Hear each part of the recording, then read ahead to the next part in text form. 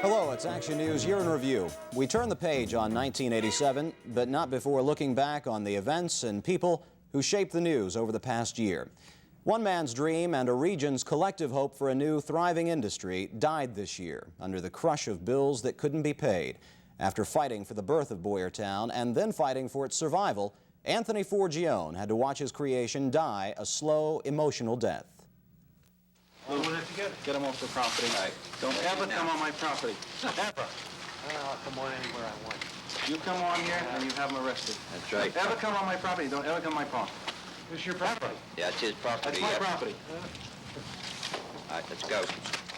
Nerves were on edge March 11th when Pittsburgh National Bank officials came to Boyertown looking to foreclose on the financially troubled theme park. But park owner Anthony Forgione pulled a coup that day, foiling the foreclosure by filing for Chapter 11 bankruptcy protection.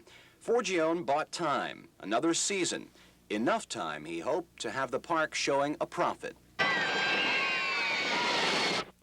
Many thought it was a better, more complete park than when it first opened in 1986.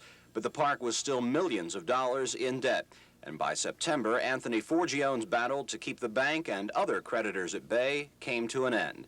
Boyertown spokesman Roy Malamo told reporters September 19th Pittsburgh National would take possession of the park. We here at the park feel deeply sorry for the events which have taken place. It's more than just the closing of the park, it's a personal tragedy. Now, Pittsburgh National is looking for a new park operator to take over the current lease with Blair County. The lease is scheduled to be auctioned off in February. County Commissioner Bill Stauffer says he believes a new park operator will be in place by May. The past year was a difficult one for the region's underground coal industry. The biggest setback came in late November when the Greenwich Colliery's North Mine near Barnesboro shut down. The Pennsylvania Mining Corporation closed the mine after 18 years of operation. More than 200 jobs were eliminated. The mine's operator blamed the closing on declining demand for the steam coal produced by the operation. Keystone Country residents needing medical attention were caught in the middle of a bitter labor dispute. The 170 unionized workers at Miners Hospital in Spangler walked off the job April 9th when contract talks broke down. Wages and job security were cited as the central reasons for the strike. The hospital managed to remain open for a little over 2 weeks after the union set up picket lines, but closed its doors on April 26th, claiming the move was needed to protect the safety of patients and staff. Unfair labor charges were traded by the union and the hospital until a new contract was reached and Miners reopened on May 18th. Thousands of Keystone Country students were forced to put their educations on hold this past year. Teacher strikes paralyzed 3 area school districts. Just minutes after the first day of classes began in the Conemaugh Township District, school officials sent the students home. This was the longest teacher walkout over the past year in Keystone Country, lasting over a month and a half. The teachers and the district didn't settle their money and health benefits disagreements until the middle of October. Students also were turned away on the first day of school in the West Branch School District in Clearfield County. The teachers and the district were far apart on more than a dozen contract issues. Students were kept out of class for 17 days until the strike was settled. And the halls of 19 schools in the Keystone Central District in Clinton County were deserted for more than 2 weeks. A salary dispute there between teachers and the district kept more than 6,000 students at home. That strike came to an end on September 22nd.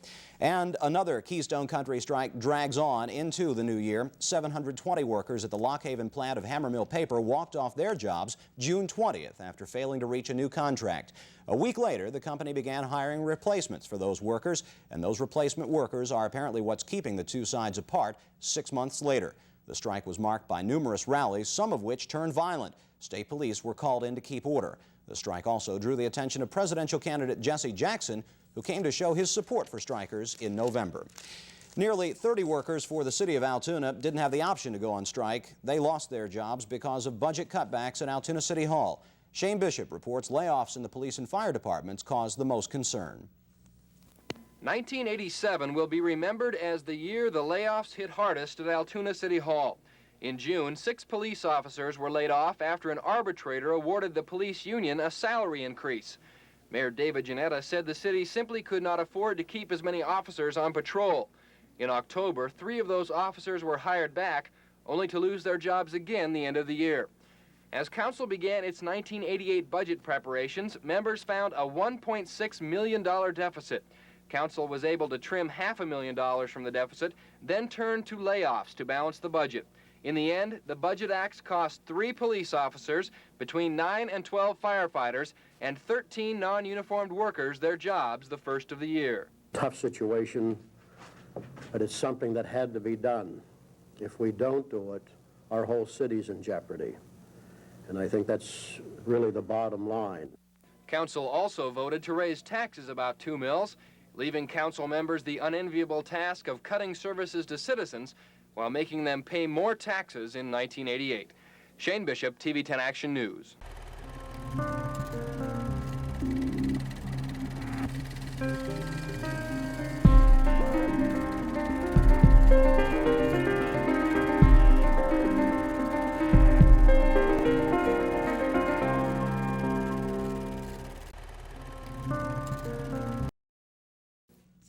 The city of Johnstown started 1987 with employee cutbacks. A budget crunch forced the layoffs of 12 policemen, 12 firefighters, and 16 non-uniformed workers. Mayor Herb Fuel and City Council traded political punches all the way to Cambria County Court before that budget battle was settled, and they're duking it out again this year. Mayor Fuel vetoed the proposed $7.9 million budget, but council overrode the mayor's veto, making official the city's 1988 spending plan.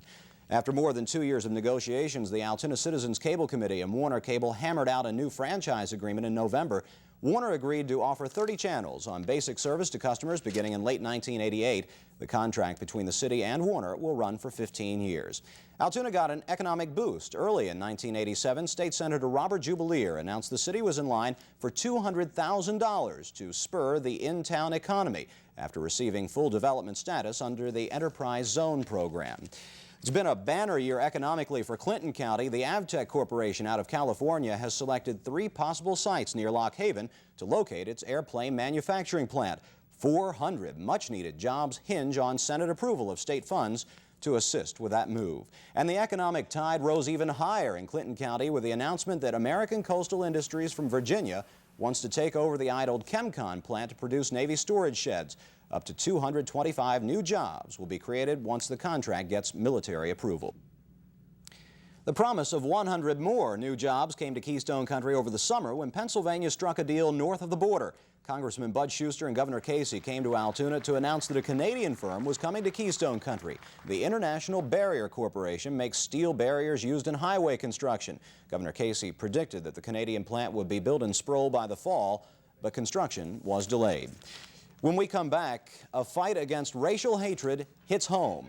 No business in South Africa, no business. And a Harrisburg news conference ends in horror.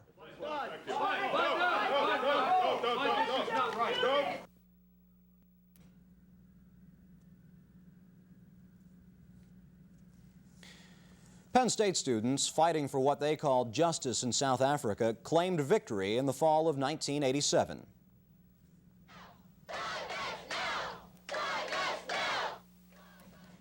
After years of protests, sit-ins, marches, and public speeches, the issue of divestment at Penn State was laid to rest. In July, Governor Robert Casey sent a letter to university trustees urging them to withdraw some $4 million of the school's holdings in companies doing business in South Africa. The university divested in September. Altoona Mayor David Janetta announced in February he would not seek re-election. Janetta said after 4 years at City Hall, politics weren't like they used to be. Much more difficult, I think, if everyone was honest, and I think most people are, for both political parties to recruit good people for these offices. Janetta resigned the mayor's seat with 2 weeks left in his term to join Governor Casey's cabinet. He is now acting State Secretary of General Services. The winner of Altoona's mayoral race in November took over the job 2 weeks early after Janetta's resignation. Alan McCullough was appointed to fill Janetta's term. The Democrats will control City Hall in 1988. City Clerk Fran Kuhn and former Councilman Tom Byrne won seats on council after 2 incumbents chose not to run. Altoona residents also voted to overhaul the city's system of government in 2 years. The city will hire a city manager in 1990. Council will expand to 7 members and continue to make the city's policies, but the manager will be responsible for carrying out council's wishes. 1987 also brought a major change to the political landscape in the state capitol. The inauguration of Robert Casey as governor marked the first time in nearly a decade that Pennsylvania had a Democratic governor. Just 2 days later, tragedy struck the Capitol as State Treasurer Bud Dwyer took his own life before horrified aides and reporters at a news conference in his office. Dwyer was scheduled to be sentenced the next day for his part in a Harrisburg bribery scandal. He died proclaiming his innocence. Blair County was stunned by the death of Judge Bertram Leopold. As Charlotte Ames reports, it was another staggering blow to a court system already backlogged with cases and mired in controversy. The Blair County Court started the year with one of its former judges on the other side of the bench. Richard Behrens had been charged with indecent assault in a case involving a 16-year-old female. However, the teen refused to testify and the case was dropped. It seemed like a new beginning for the court when attorney Bertram Leopold was nominated by Governor Robert Casey to fill Behrens' seat on the bench and then won a hard-fought election campaign to hold the seat. Unfortunately, Leopold's untimely death a few short months later left the court seat again unfilled. Even more pressure was felt at this time because the American Civil Liberties Union had filed suit against the Blair County Court, charging deliberate indifference toward convicted criminals who waited years before being sentenced. The fall of 1987 brought good news again for the court system. The ACLU and the county came to an agreement on sentencing procedures, and a new judge, Jolene Grubb-Kopriva, was elected to fill the empty court seat. As 1988 dawns, Mrs. Kopriva prepares to tackle the Blair County Court caseload as she awaits the birth of a child. She says she expects to take off only 2 or 3 weeks and doesn't expect her pregnancy to have a major impact on the court system. Although some court watchers have suggested half seriously that the Blair County court system is jinxed, they hope 1988 proved them wrong. Charlotte Ames, TV 10 Action News. Still ahead on the year in review, the man accused of gunning down 2 firefighters made a break for freedom, leading police on a chase through Keystone Country. 3 on the air, you guys. We got a hot trail. And a mother makes a frantic call as flames engulf her home. Where at, ma'am? 309 Howard Avenue. Please hurry, my kids are trapped. The house fire.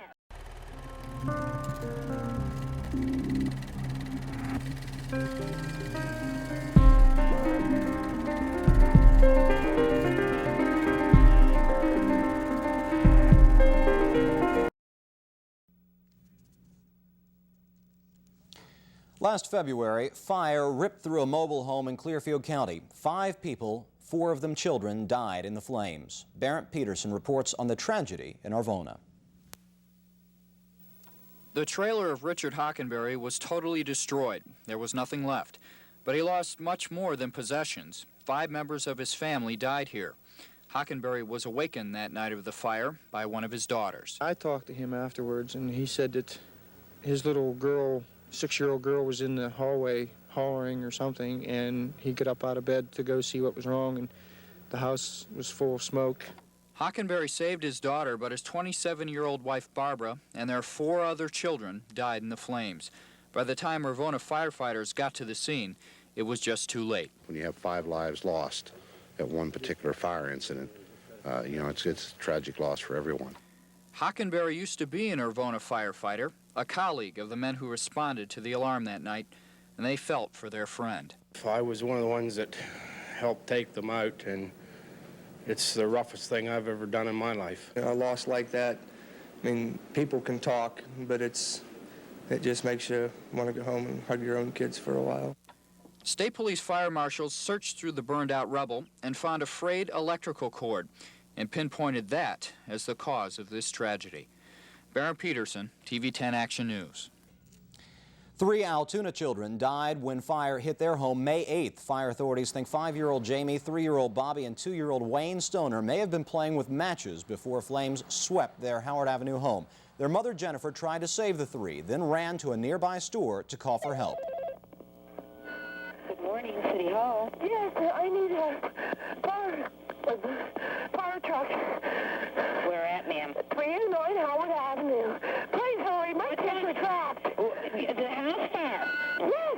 All right, ma'am, we'll be right down. Please hurry, look at my kids are inside. Your kids are all right, ma'am. Okay. Please hurry. 308 Howard Avenue.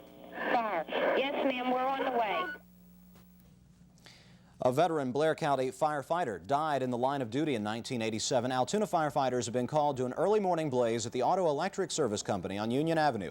City Public Safety Director Ted Beam says there was no chance to save the life of 49-year-old Kenneth Steele.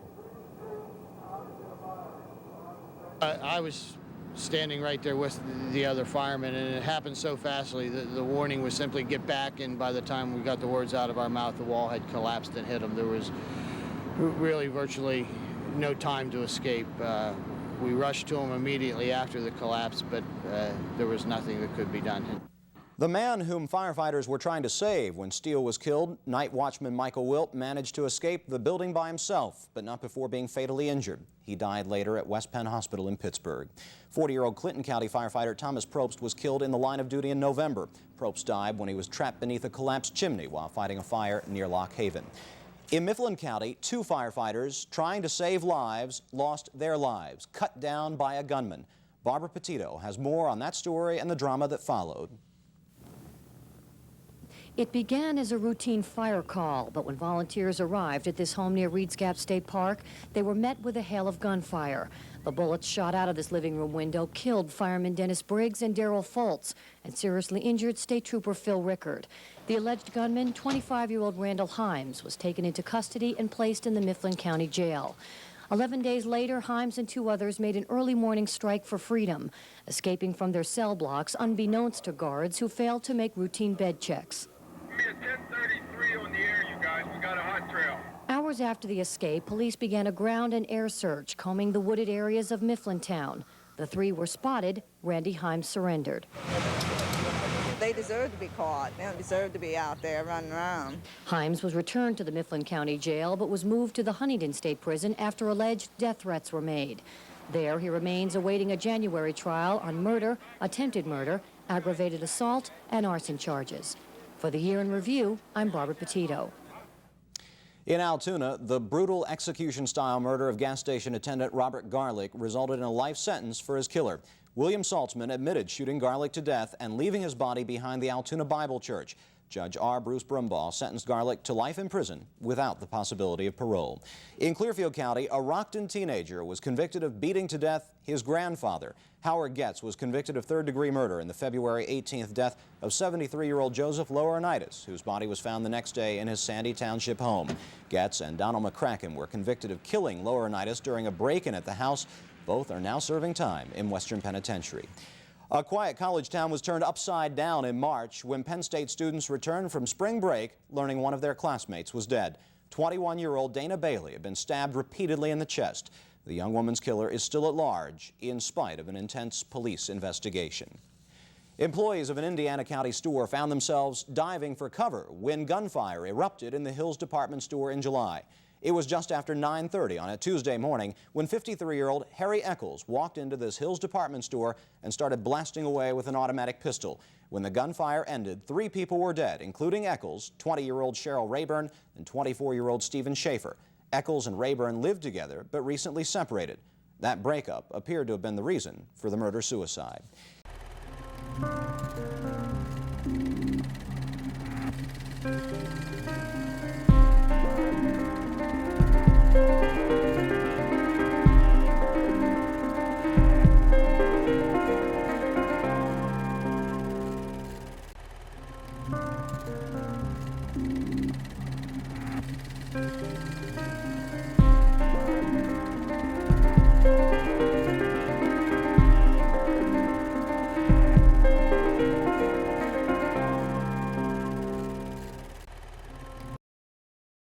Indiana County was shocked later in the summer when 2 children died after being left in a locked car for several hours. 1-year-old Calvin Shields and his 2-year-old sister Crystal died of heat exhaustion. Their parents, 23-year-old John Shields and his 19-year-old wife Lisa, face charges of involuntary manslaughter and endangering the welfare of children and are scheduled to come to trial later this year. 7 men and 5 women from Tioga County found 30-year-old Clifford Newman guilty on all counts in his November rape trial. The Center County man was charged with 2 counts of rape, indecent exposure, indecent assault, and corruption of a minor. His victims, a 28-year-old woman and a 14-year-old girl. each attacked while Newman was on duty as an X-ray technician at Center Community Hospital. The Port Matilda man was given a maximum sentence of 47 years in prison. A string of plane crashes in Center County killed 6 people this year. The first crash in February claimed the lives of 2 Penn State students when their small plane failed at a low altitude and nosedived to the ground in Half Moon Township. 2 months later, a second plane went down in Ferguson Township, killing all 4 on board. One of the victims, a 3-year-old baby. The cause of that second air disaster is still under investigation. A major train derailment in Keystone Country forced the evacuation of an estimated 1,500 people one morning in early May. The Somerset County community of Confluence was cleared out when a 27-car chassis system train derailed in the middle of town. One rail worker was killed when the train demolished the control tower that stood alongside the tracks. When no major chemical leaks were discovered, residents were allowed to return home about 12 hours after the early morning derailment. Coming up on Action News Year in Review, a look back at some of the great moments in sports in 1987.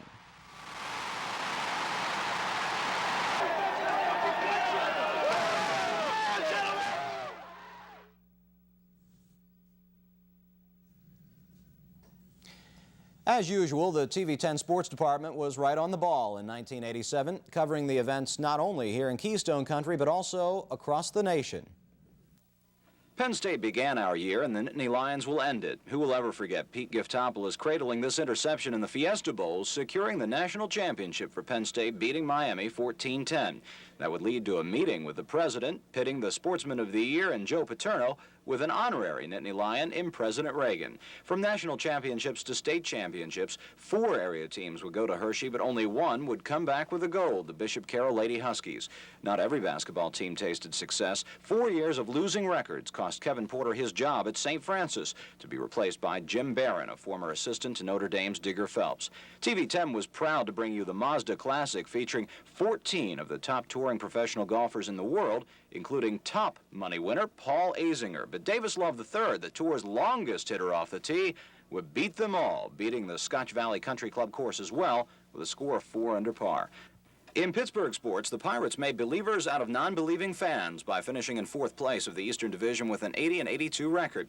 The Steelers, well, they gave the old school try, but with more boos than cheers for quarterback Mark Malone, nobody was too happy with the final product. The Penguins made the blockbuster trade of the NHL season so far, acquiring defenseman Paul Coffey, and it's paid dividends. The Pens are vying for the top spot in the Patrick Division and look like a good bet to make the playoffs for the first time since 1982.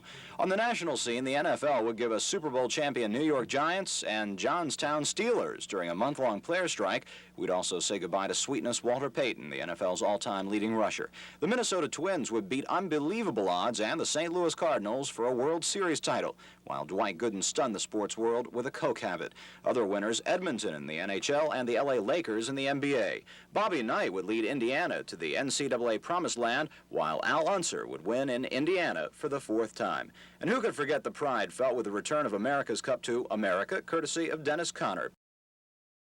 Penn State fans were hoping to start the new year on a high note as Penn State battled Clemson in the Citrus Bowl. Sports director Jim Gregory was in Orlando. And here we are, we've come full circle. Penn State ending our season not exactly the way they ended it in 1986 with a win, but with a decisive 35-10 loss to Clemson.